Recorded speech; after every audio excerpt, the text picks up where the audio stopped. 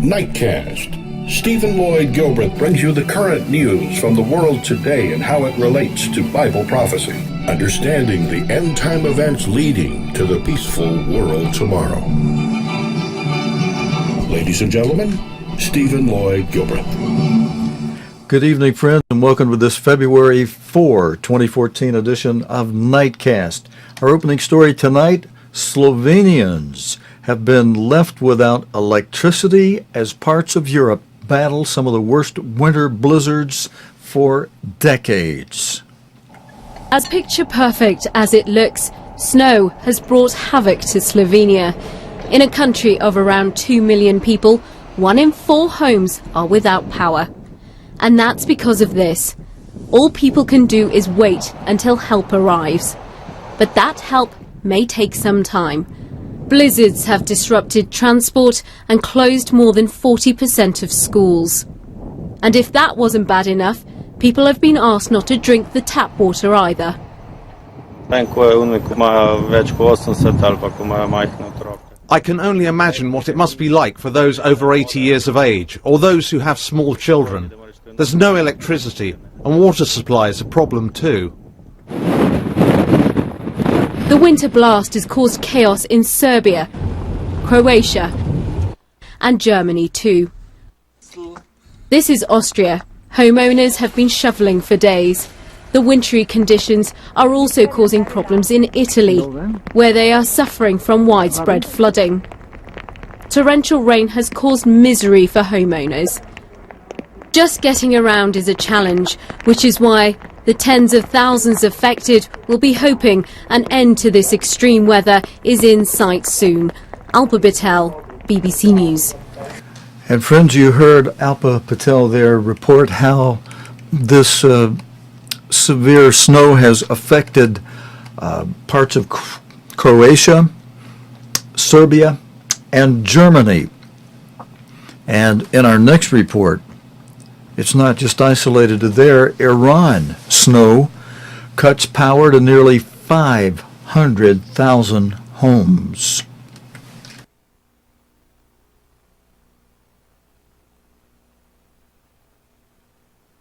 Oh, and I believe we only have a still picture for this. I'll just tell you about this. Heavy snow in northern Iran has left around 480,000 homes without power and some towns and villages cut off.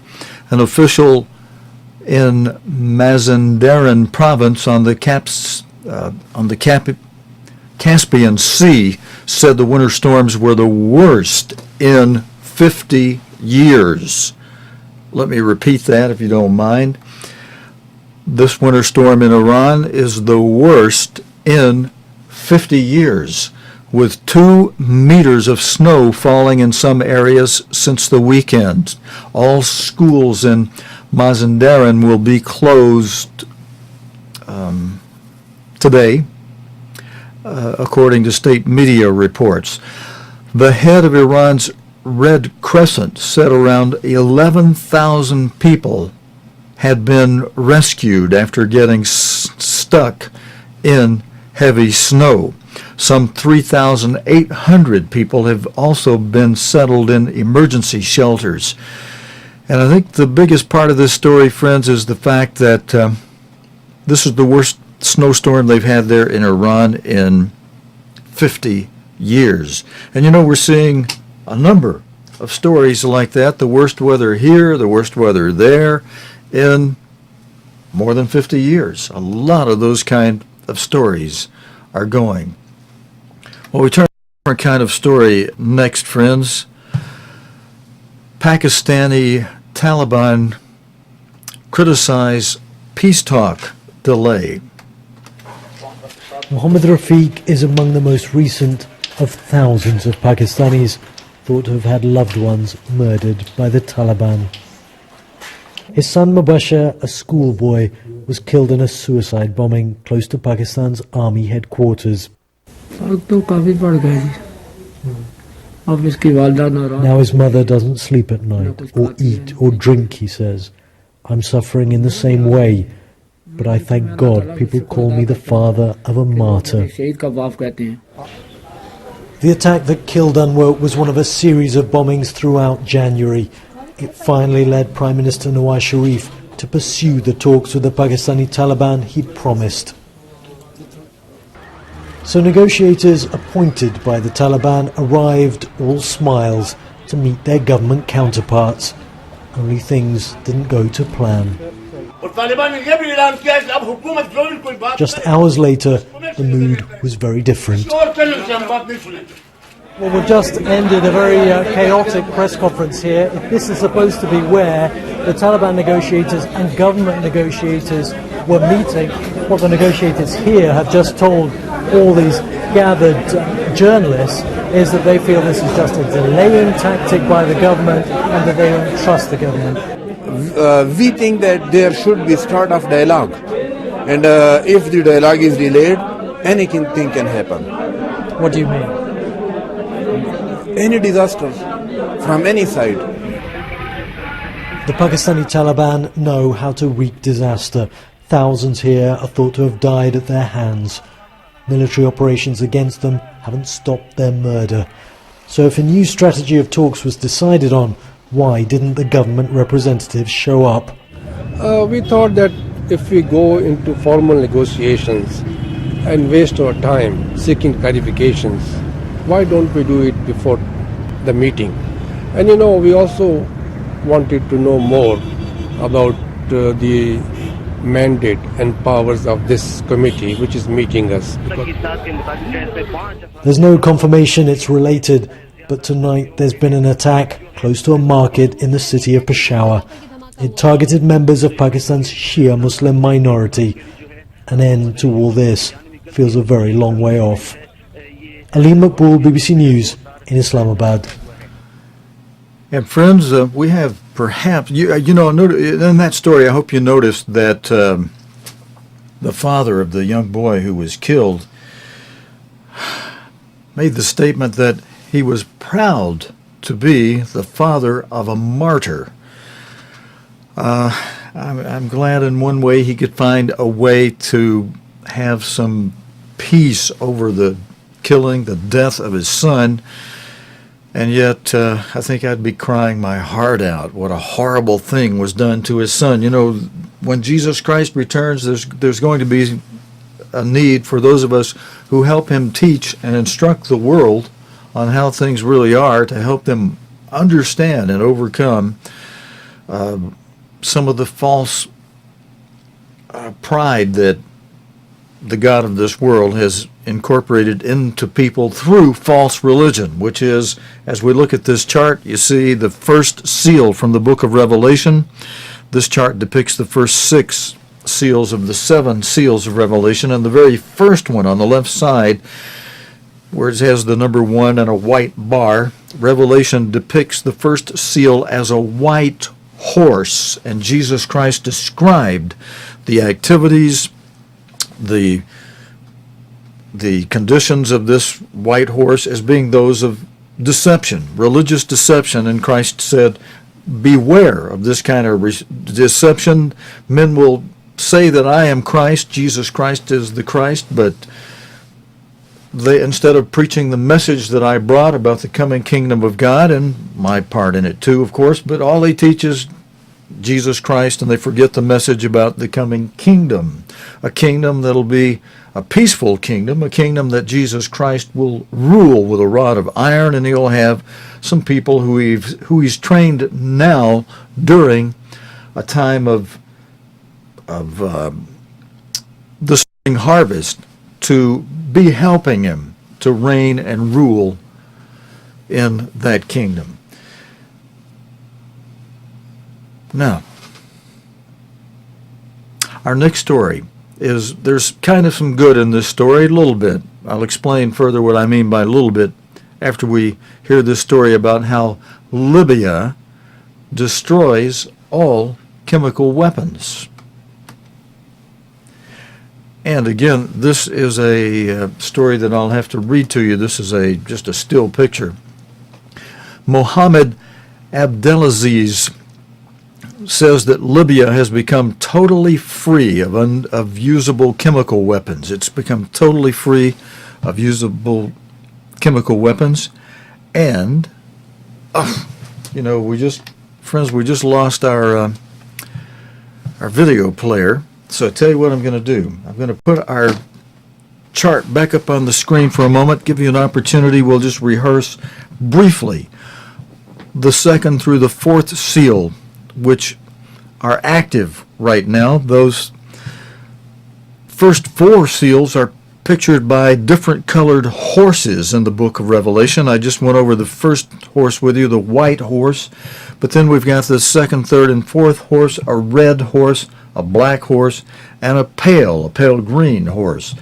And that second one, the red horse, we have a lot of stories in that. This story we're about to cover tonight in a way relates to it, war and rumors of war. That red horse also was described by Jesus Christ in plain language by the gospel writers as being nation against nation, kingdom against kingdom, and in other words, world war, which first happened in 1914 with the round one of World War, then again in 1940 through 1945, or maybe 1939 through 1945 with round two of World War, and then round three hasn't come yet, but it's on the slate. It's slotted to be coming.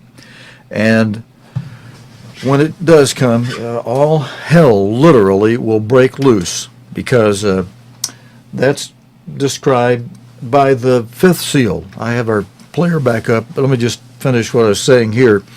The fifth seal of Revelation is depicted as the Great Tribulation, in a time that Jesus Christ said is so bad that no time before it has ever been as bad as it's going to be, and no time after it again will ever again be as bad as what is coming in the near future, to be known as the Great Tribulation. That'll be preceded by more activity of the second, third, and fourth seals, and the first seal, which is already a worldwide deceiving religion, as Revelation 12:9 discusses. That old great dragon, through his religious system, has deceived the whole world. We'll have World War, the red horse, and round three, that kicks off the Great Tribulation, seal 5. And we'll have more, the third seal, the black horse, which Jesus Christ described as famine. And we have that both as a result of war, and we also have famine as a result of weather patterns, which affect our agricultural growth and cut off production of vegetables, fruits, food, and so famine results. And the pale horse, Jesus Christ described that with 3 Greek terms that the gospel writers wrote up as loimos, pestilence, disease epidemics, the plagues of Egypt, seismos, seismic activity, that is described in the Greek English lexicons as commotions in the air, such as gale force winds of all kinds, hurricanes, tornadoes, typhoons, etc., and commotions on the ground, which it gives the example of earthquakes, and it also includes volcanic eruptions, tsunamis, wildfires, floods, etc. And the third term Christ used was terake, or terake, meaning trouble or troubled waters, both literally and figuratively. Mobs, seditions also. And those are your 4 seals. And we've got our video player back up.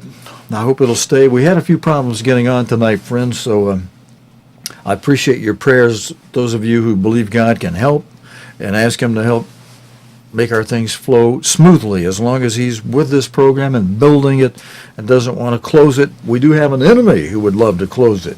And so your prayers that God will stay on top of that enemy and help are appreciated. But in Libya, they have destroyed their chemical weapons there, and that includes bombs and artillery shells filled with mustard gas, the nerve agent type gas things.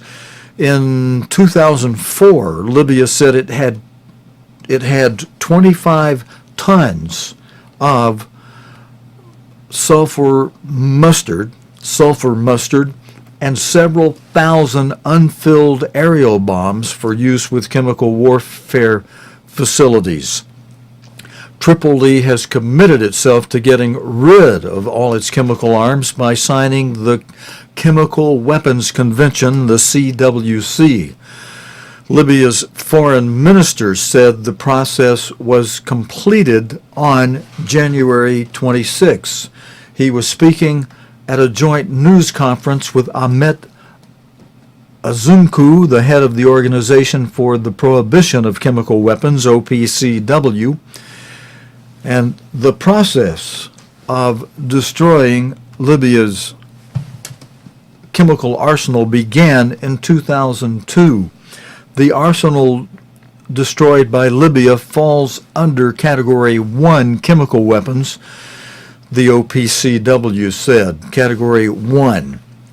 The organization says such materials have been used as chemical weapons in the past and or have very few or no peaceful uses, and thus pose the most direct threat to the CWC.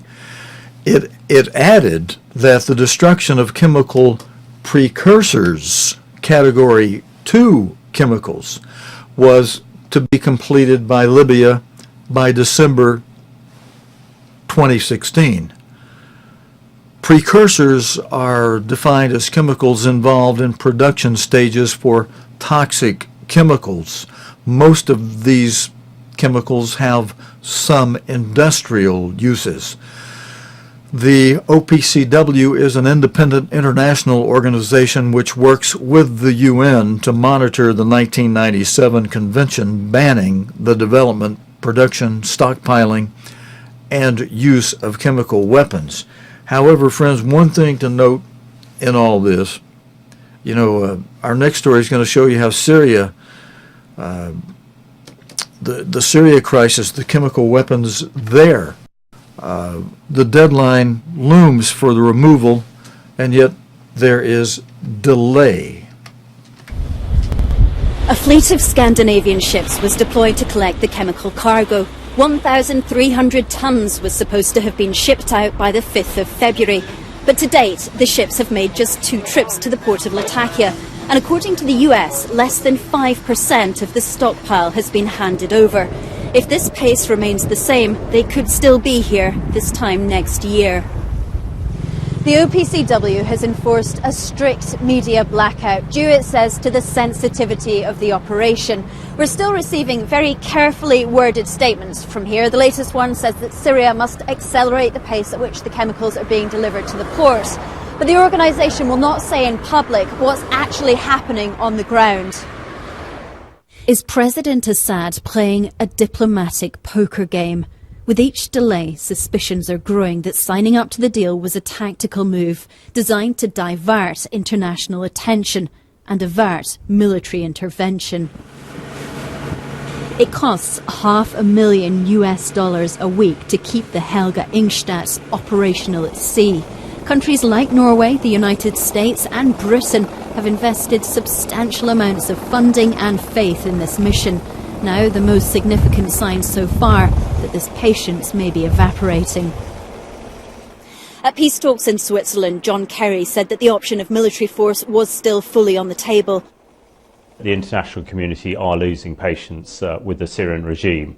We've heard virtually all major players in the P5 say this, and the Americans most recently have again told the regime they need to pick their game up and move forward. The UN, the OPCW as well.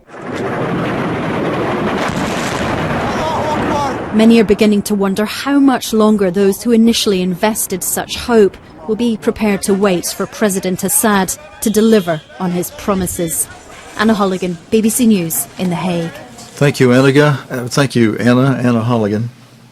And friends, news from Saturday reports that the Syrian crisis, which ended the Geneva talks on Friday, there was no breakthrough as the Geneva talks ended. It's all about him, at least for supporters of Syria's President Assad at the gates of the UN in Geneva. We will sacrifice ourselves to keep you in power, they chant. But throughout 8 days of talks, the opposition delegation has been equally determined.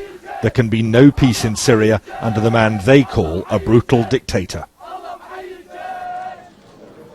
After the talks, the man in the middle, UN mediator Lakhdar Brahimi, said at least the warring sides had listened to each other.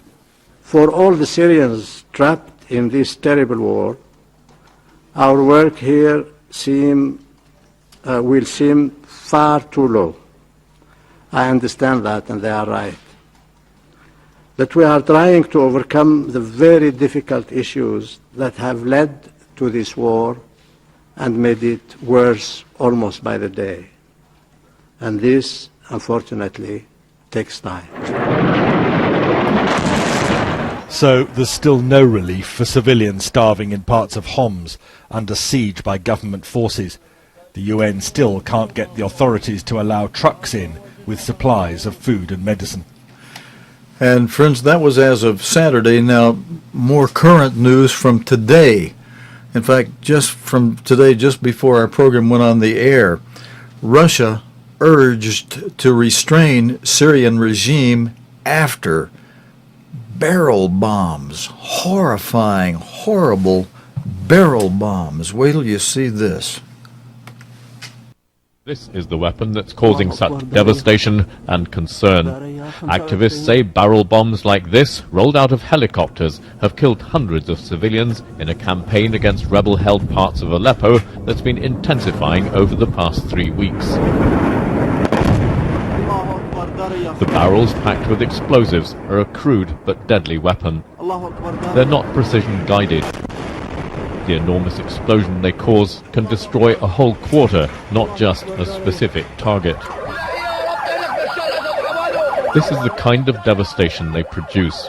Entire buildings reduced to rubble over a large area, with survivors left desperately digging through the ruins to find others. Inevitably, most of the casualties seem to be civilians. The use of such indiscriminate weapons against residential areas is deemed to be a war crime, even if there are fighters present. The intensification of the bombing has prompted many families to flee northwards to the Turkish border or even to government-held areas. The escalation came despite, perhaps even because of, the recent peace talks in Geneva, which resume next week. The Syrian opposition, whose leader has been in Moscow for talks, is looking increasingly to Russia to restrain its ally, the Syrian regime, on the ground and to pressure President Assad to hand over power. We are looking for an important and big role for Russia in this phase and in the next phase and during the transitional phase. We thank the Minister and the Russian government for the invitation, and we are looking for more cooperation and coordination in this phase. The Russians were instrumental in bringing about the agreement to rid Syria of its chemical weapons. The Americans and others believe Damascus may be dragging its feet on meeting the deadline for shipping out the chemicals, but Russian officials insist the deadlines will be met, despite complications on the ground. But the Russians have been unable to diminish the violence, and plans for a local truce in Aleppo came to nothing. One crucial question hanging over the peace talks when they do resume will be how far the Russians are willing to go in pressuring Damascus and how much influence they really have. Jim Muir, BBC News, Beirut. And friends, the activists claim the latest air attack, which involved, as you saw in this video, dropping containers packed full of explosives, killed 5 children in a mosque in a rebel-held area of Aleppo. And we want to thank Jim Muir for his report from Aleppo. In Central African Republic, friends, the death toll there rises in sectarian clashes. At least 75 people are reported to have been killed in 1 week in sectarian clashes in the Central African Republic, CAR, in the town of Boda, a priest has claimed. French troops try to restore order in an area of the capital, Bangui. This is a mainly Muslim neighbourhood. People here are afraid after their homes were looted and burned down.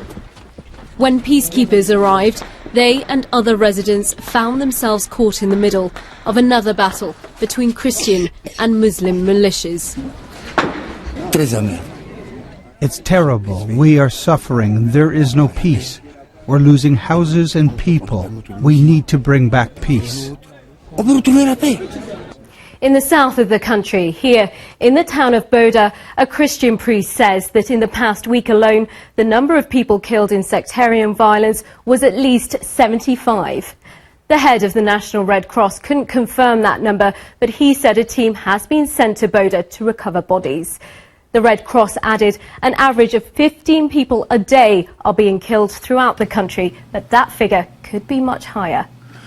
First, the total number of people who've been killed in sectarian violence, which erupted after a coup in 2013, is in the thousands. Thousands of people in the CAR have been killed in sectarian violence. And that's since following a coup in 2013. The country's interim president has appealed for end to the violence, and we want to thank Alpa Patel for her report. Now, in Rwanda, ex-spy chief there is tried in Paris on genocide charges. The following report contains some disturbing images. It was an orgy of killing, which 2 decades later haunts Rwanda. 100 days of slaughter left at least 800,000 dead. Bitter ethnic violence in which the majority Hutus turned on the minority Tutsis, the aim to wipe them out. Many of the leading perpetrators have faced justice, but this man, found in hiding on a French island in the Indian Ocean, had escaped trial until now. Pascal Simbikangwa, a paraplegic after a car accident in 1986, is accused of complicity in genocide and supplying arms to the Hutu militia. He denies the charges. For victims, the court case is an important step in coming to terms with the past horrors. As people came out, the militia slaughtered them. They slaughtered them. They slaughtered them. I went through this too, and I was wounded and fell into a coma. When I woke up, I couldn't get back on my feet because there were dead bodies on top of me. Dafrosa Gautier lost more than 80 members of her family. She and her lawyer husband have spent 12 years building a case against Mr. Simbikangwa. C'est un grand moment d'histoire. It's a big moment in history, a big moment for the victims and their relatives who've been waiting for this trial in France for a long while, and for the French themselves who were certainly misinformed at the time. Well, friends, you know, one thing about they may have a trial and prosecute some of those who were responsible for all this, but it's not going to bring all those people back. And one thing, this helps write the lesson in history of how man really just cannot govern himself without God the Father and Jesus Christ. And I hope one thing by showing you this gruesome story, friends, that it may help each of us do the part of the prayer, the model prayer Jesus Christ gave us to pray, "Thy kingdom come." You know, rather than, oh, well, just let this world go on a little longer. I'm happy. Everything's okay. I got food on the table and I can, ignore all this. We're putting it on the plate in front of you here, friends, hoping that, it'll help all of us put into our prayer some fervor in praying that part of it about thy kingdom come. This one also should help us to pray that a little bit with a little more fervor. The WHO agency, WHO, warns of global cancer tidal wave. 14 million people are told they have cancer each year, but that figure is expected to soar to 24 million by 2035. The WHO's International Agency for Research on Cancer described it as an oncoming tidal wave caused by people living longer and the growing global population. It warned that the cost of treatments were spiralling out of control and that cancer was not a problem we could cure our way out of. First of all, that we're seeing a very rapid increase in the numbers of cancers worldwide, but particularly in the low and middle income countries. So this shows us that cancer is truly a global problem and that we're not going to be able to address this problem by simply improving the treatment of the disease. And friends, that's all the time we have for tonight. Thanks for joining us for this Tuesday night edition of Nightcast. God willing and the creek don't rise, we'll be back again tomorrow evening, Wednesday night, for more of the current day's news related to the Bible and prophecy.